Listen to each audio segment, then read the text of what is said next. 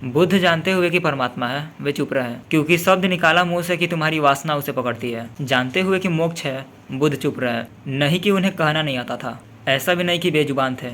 चुप रहे क्योंकि तुमसे कुछ भी कहो तुम तत्क्षण उसे अपनी वासना का विषय बना लेते हो। अगर मैं ईश्वर के तुमसे गुणगान करूँ, तुम्हारा मन कहता है तो फिर ईश्वर को पाना है, चाहे कुछ भी हो जाए ईश्वर को पाकर रहेंगे। तुम पूछने आ जाते हो क्या करे जिससे ईश्वर मिल जाए।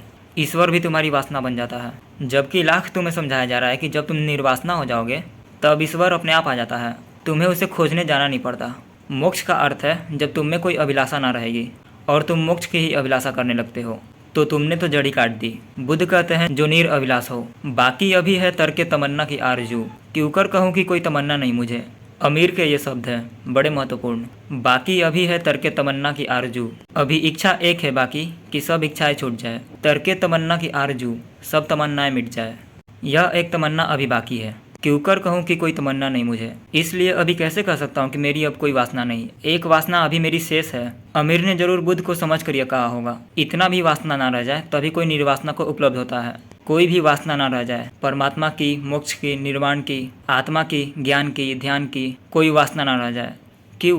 क्योंकि वासना का स्वभाव ही तुम्हें जीवन से वंचित करवाना है। वासना का अर्थ है चुकाना, जो यहाँ था उससे हटा देना। वासना का अर्थ है तुम्हें गैर मौजूद करना, तुम्हें कहीं और ले जाना।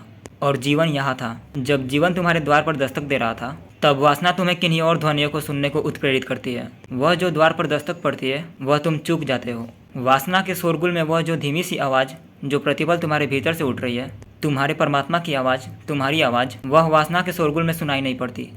कभी वासना बाजार की होती है, संसार की, कभी परमात्मा की, निर्वाण की, कभी धन की, कभी धर्म की। इससे कोई फर्क नहीं पड़ता। धर्म की वासना उतनी ही वासना है जितनी धन की। मोक्ष की कामना उतनी ही कामना है जितनी कोई और कामना। कामना में कोई भी भेद नहीं है, क्योंकि कामना का मूल स्वभाव जो मौजूद है उससे तुम्हें चुकाना है, और निर्वासना का अर्थ है जो मौजूद है उसमें होना। जो अभी है, जो यहाँ है, उसके साथ तालमेल बिठा लेना, उसके साथ स्वरबद्ध हो जाना, छंदबद्ध हो जाना। इस क्षण के पार तुम ना जाओ, परमात्मा तुम्हें मिल जाएगा। तुम उसकी फिक्र छोड़ो, वह मिला ही हुआ है। तुम इस क्षण में डूब जाओ, मोक्ष तुम्हारे घर आ जाएगा। वह सदा से आया ही हुआ था, तुम ही अपने घर न थे।